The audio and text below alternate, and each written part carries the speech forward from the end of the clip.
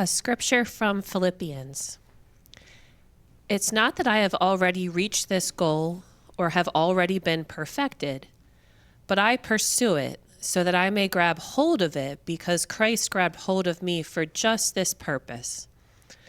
Brothers and sisters, I myself don't think I've reached it, but I do this one thing. I forget about the things behind me and reach out for the things ahead of me. The goal I pursue is the prize of God's upward call in Christ Jesus. So all of us who are spiritually mature should think this way. And if anyone thinks differently, God will reveal it to him or her. Only let's live in a way that is consistent with whatever level we have reached.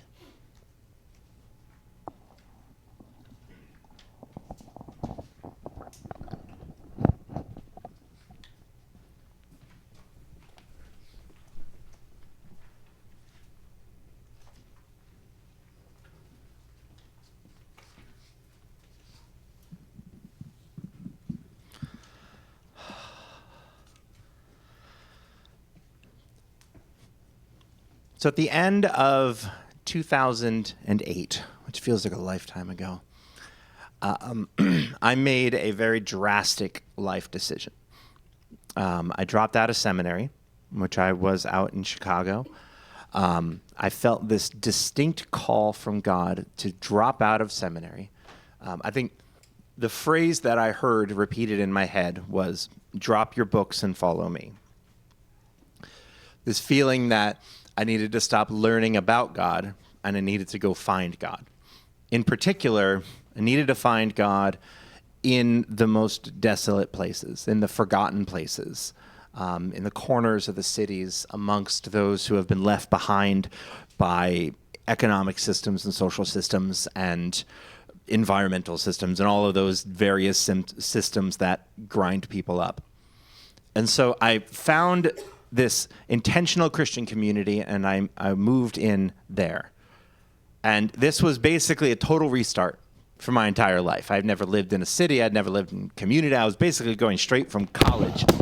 I was a kid, as it were.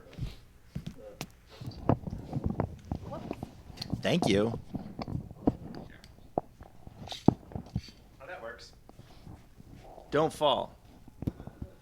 It's going to fall. So it was a total restart for my life.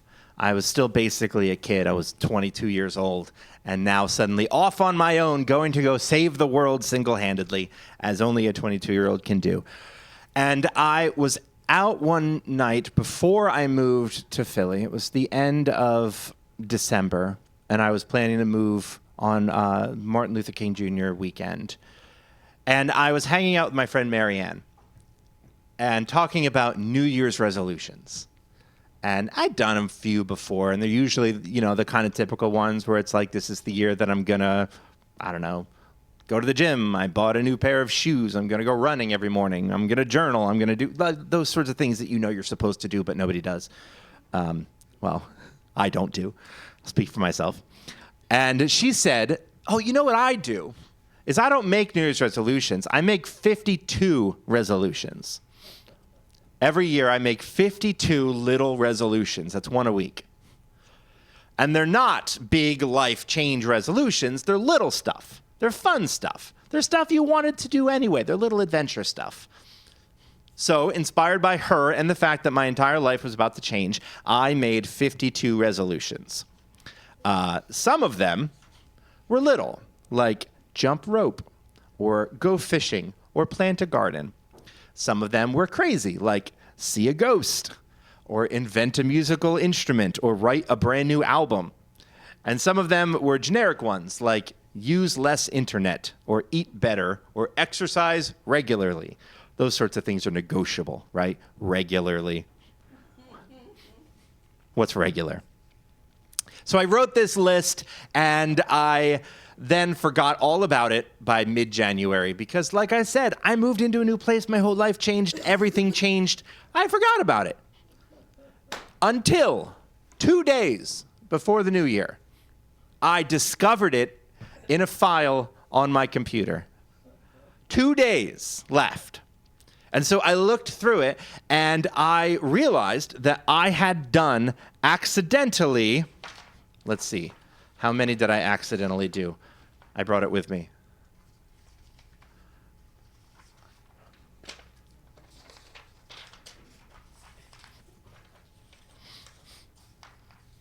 That's somewhere in here.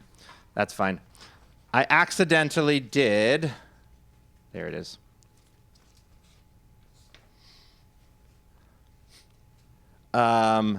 32 of my 52 resolutions. Accidentally did 32 of 52, which, I don't know, for not doing it on purpose is a pretty good number. I had just kind of set my intention at the beginning of the year, and then without realizing it, lived into that intention. And so with 2 days left to go, that's I don't know what percentage that is, but I thought to myself, I can get this up. I'm a straight A student. I'm an overachiever. I want to get an A on my assignment, which is a 90% or above. And so in my last 2 days, I set out to do as many as humanly possible. Okay, some of them were just not going to happen. Go kayaking in the Delaware River at the end of December is not going to happen. Sorry. Probably not going to be able to see a ghost. You can't really force these kinds of things, right? But I enlisted the help of a bunch of my friends, and that day at the thrift store where I worked at, I bought a new jacket, which is still the only jacket I own. My coworker taught me how to blow a bubblegum bubble for the first time. I ate cranberry sauce for the first time, tried coleslaw for the first time, and got a cheesesteak from Pat's. I had lived in Philly for a year and had never gone to Pat's because I've been there before. It's a tourist trap. Then I went home and I finally finished reading Mere Christianity. That was another one. And I put the final touches on this weird electronic instrument I had accidentally been working on anyway. And then on New Year's Eve, so right before, my friend gave me a Legend of Zelda tattoo on my upper back in exchange for a cheesesteak from Gooey Louie's. And I finished 2009 with a respectable 75% of my resolutions completed. I don't know what you're thinking. And yes, you heard me right. I got a spontaneous video game tattoo, which will last forever, in exchange for a cheesesteak. And no, I do not regret a single part of that sentence because, I mean, look at the cheesesteak. Look at that. Gooey Louie's cheesesteaks, and this is in South Philly, is basically an open-faced sandwich. There's like an absurd amount of meat on these sandwiches. I would think that's worth a tattoo, right? I don't know. How expensive is ink, anyway? I think he regretted doing this. This actually had to be 2 sessions because there's so much black. And I look back on that year not with regret for getting a random tattoo on my back that I can't see and forget is there. But I look back on that as fondness at that guy, that young guy who stepped out of every single comfort zone for the sake of following God and who wasn't afraid to try something new and weird and potentially disastrous. And this guy who was just so focused on living that he accidentally did most of what he dreamed of. Imagine that. And I have to laugh because number 5 and 6 on that list were get a girlfriend and go to the dentist, and I only did one of those. And you can guess which one, priorities of a 22-year-old boy, is I did get a girlfriend, but I did not go to the dentist. And what's that? Not you, no. I did make him go to the dentist. I did, exactly. Wrong girlfriend. That's why it's, right. She gets a good girlfriend, she'll make you go to the dentist. Melissa never made me go to the dentist. She didn't push me like you do. That's...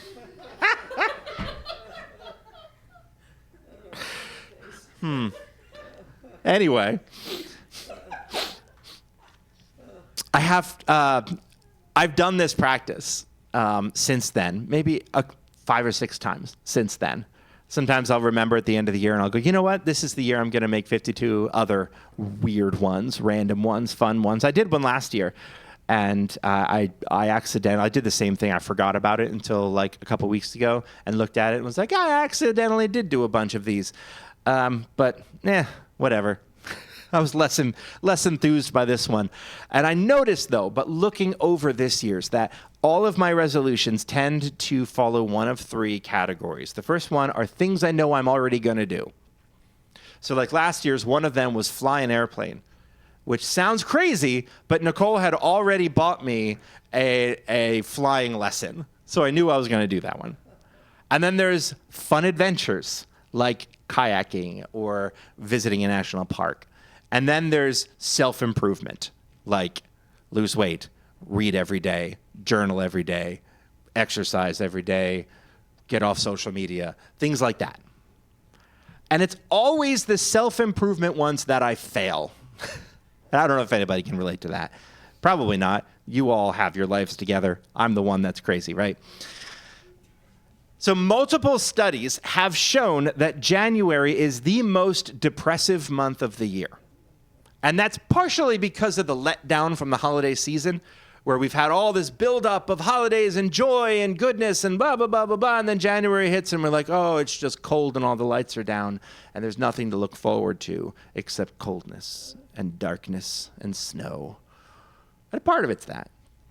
But a part of it is that January is also the time of year where we traditionally, because it's a new start, it's a new beginning, we generally tend to identify and focus on our faults in January and then try to fix our faults in January as if that's the best time to do it, a dark and cold and awful month. Anne Lamott says that January is a month of Mondays, and I feel that in my soul, right? And so we tend to focus on our negative qualities and we try to fix them and then we fail and then we feel bad about ourselves, and that's why we're all depressed in January and we need sun lights next to our eyes because we all have seasonal affectiveness disorder because we're all very sad because we're all awful and we're aware of that. What? That's every day. Welcome to January. A life of Januaries. Sounds great. And a lot of people will use this time as well to get back to church. I've heard that one a lot as your resolutions. I've actually seen some church signs that say, make your New Year's resolution coming back to church. I drive past one regularly. And a lot of those people will go back to church for the first time in a long time, and they will sit in a pew and they will hear a pastor tell them the same thing that they've been telling themselves for the past couple of weeks, that you are bad, you are broken, you are hopeless, God is disappointed with you. It's not just you. So you'd better shape up to become worthy of this free gift of grace. Someone at a pulpit will tell people today that the only way to God's salvation and favor is a free gift, freely given from God, unable to be earned by good works. And then in the same breath, will give you a list of good works that you need to do in order to attain that gift. It's madness, right? It's like saying, my wife loves me unconditionally, but only if I lose 30 pounds this year. That's not unconditional. No, this is nonsense. There is nothing that you can do to get a bigger piece of God's favor because you already have the whole thing. So how does that square with today's text? Paul is writing to the church in Philippi, and he's got this passage here about striving for something better. I forget what lies behind, and I press on. I look forward to attain that which I haven't attained. I'm trying to grow. I'm trying to reach new levels. I'm trying to grow and be better. How do we square that with a God that already has accepted you and loves you now exactly as you are? Why seek some higher goal of spiritual enlightenment? Well, I'm going to bring us back to that first verse again, because I think that's the key, I think, to understanding not only this, but everything that Paul writes in the New Testament. And I love the way the Common English Bible translates this. That's why we used it today.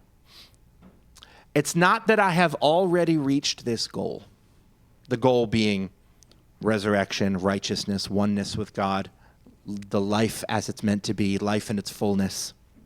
It's not that I have already reached this goal, or have already been perfected. But I pursue it that I may grab hold of it because Christ grabbed hold of me for just this purpose.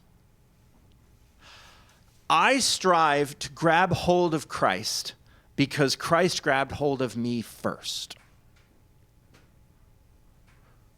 So therefore, I strive towards higher levels of spiritual maturity, not because I have to, but because I can.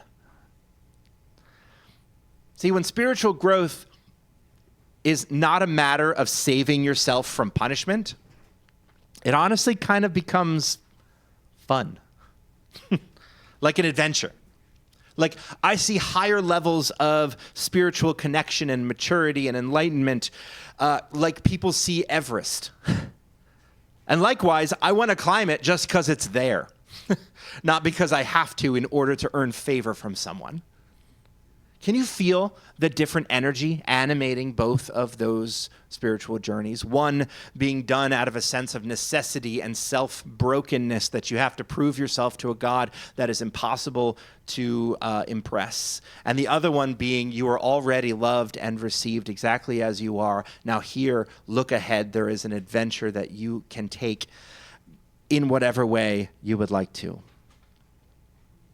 Without the crippling pressure of having to impress an impossibly difficult God, you are free to grow in whatever pace and whatever direction you feel drawn to. You know, a recent study showed that 95% of people surveyed believed that they are self-aware, as in they are aware of their own personality, their own motives, their own convictions, while also being aware of how they are perceived by others. 95% of us. So in this room, there is a portion of one person who doesn't believe that. I would say 100% of us. We're a small enough sample. But it turns out that only 10 to 15% of people actually are. And that's not because most people are incapable of self-work. Any therapist in this room will tell you that every person here is capable of self-work. But it's because we're scared. It's because we're scared that we are not enough, that we are secretly frauds, children masquerading as adults. We are so worried that if we were truly honest with who we are, we would no longer be lovable. So we create these personas to fool other people and eventually end up fooling ourselves in the process. But there's no fun in that, is there? There's no joy in that growth. There's no actual growth in there at all. Actual growth comes paradoxically once you're in a place where you know you don't have to grow.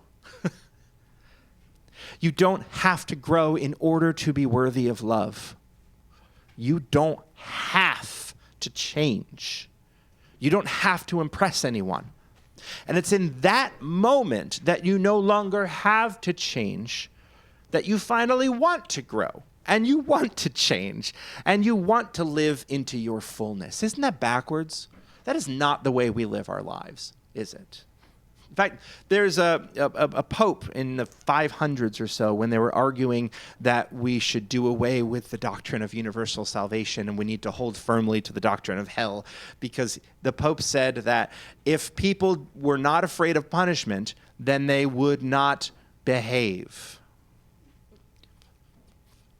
And so we need the threat of punishment. We need the threat of you're bad and bad things are going to happen to you because you deserve it, in order to guilt people into doing the right thing. And that's how we've organized our society, isn't it? But it turns out that doesn't actually breed change.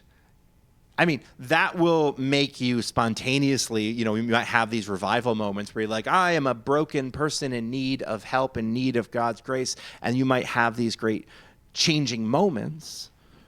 But if that's what it's based on, they don't last. I can tell you, as someone who has stepped forward for hundreds of altar calls in my life, those emotional highs don't last, because at the heart of it, I still feel like I'm not worthy of it. But it's only when you know that you don't have to change, that you actually start to change.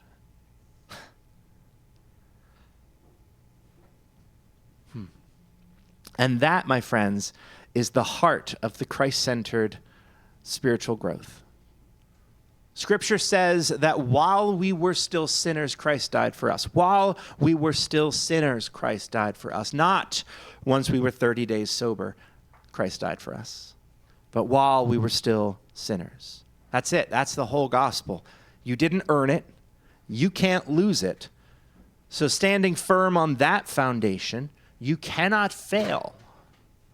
And if you cannot fail, then you are free.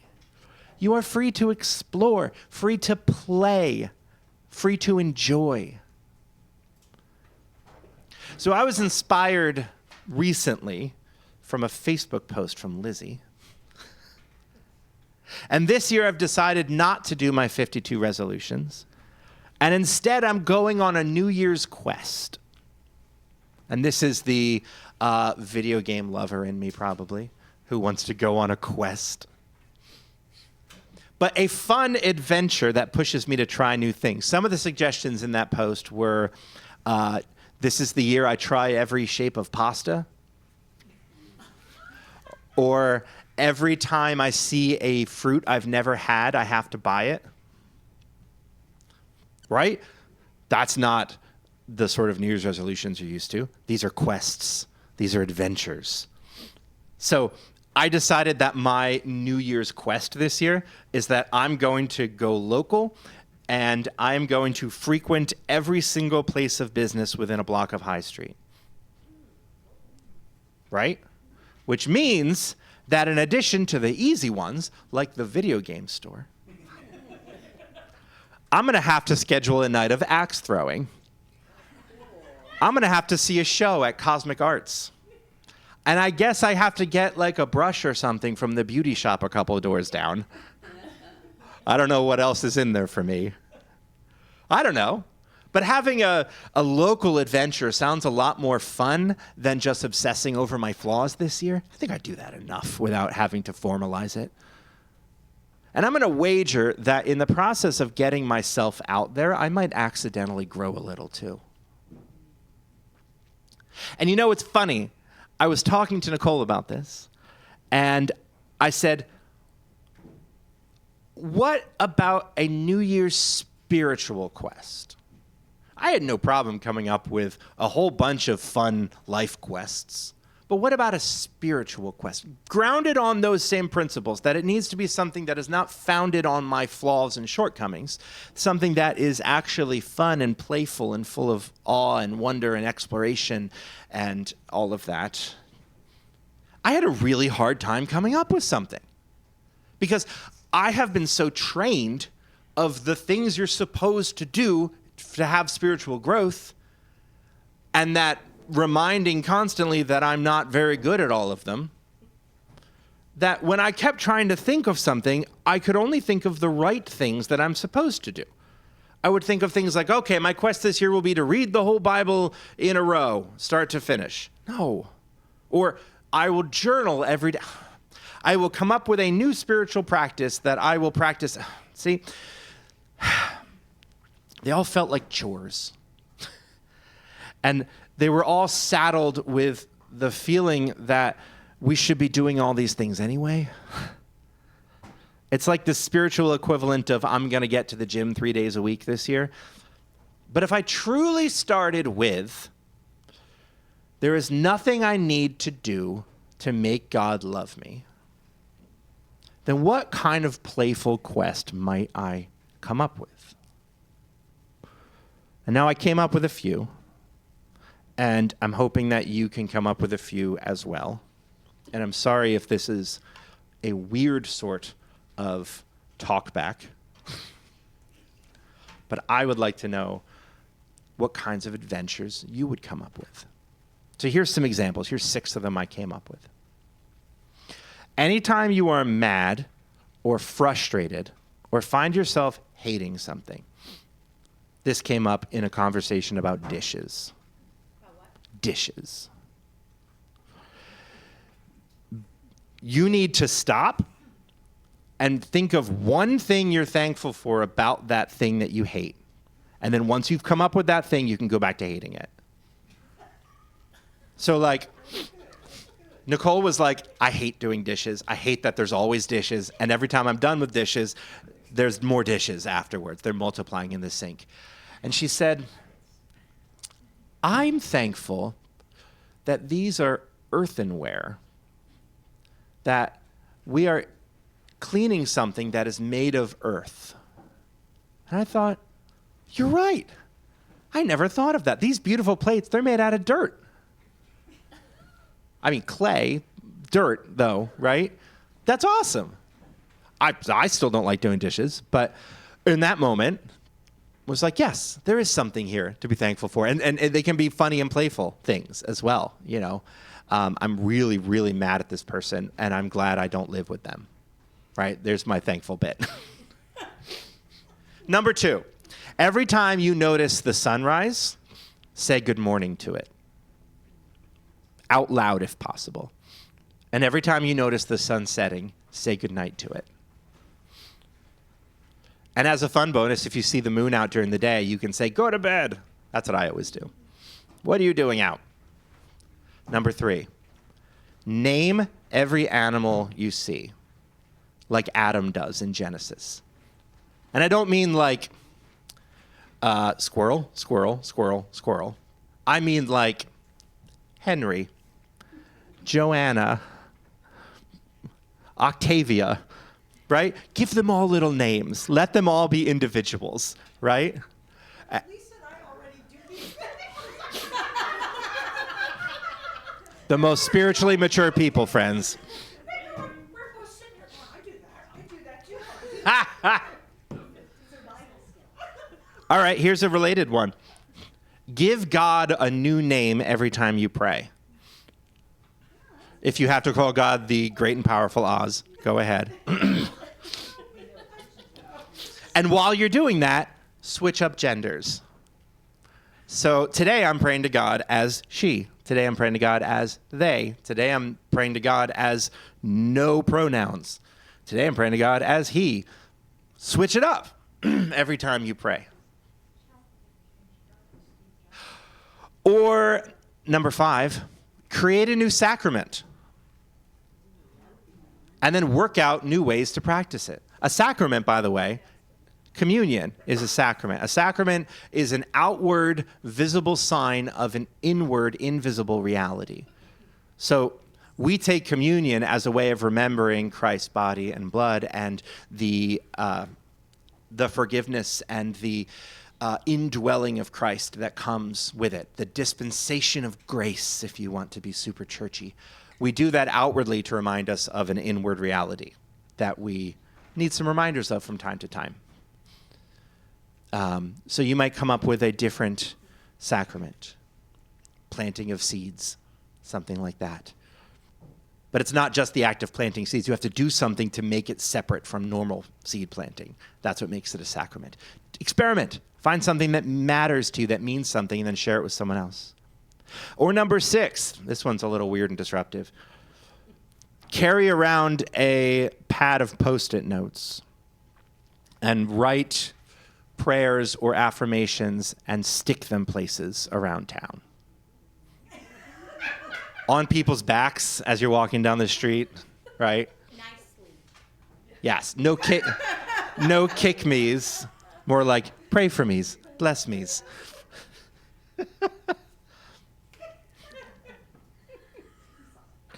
So that's what I came up with. Thank you. It took me a long time, so I'm not assuming that anybody will come up with a million right now. But if you have any, what do you think?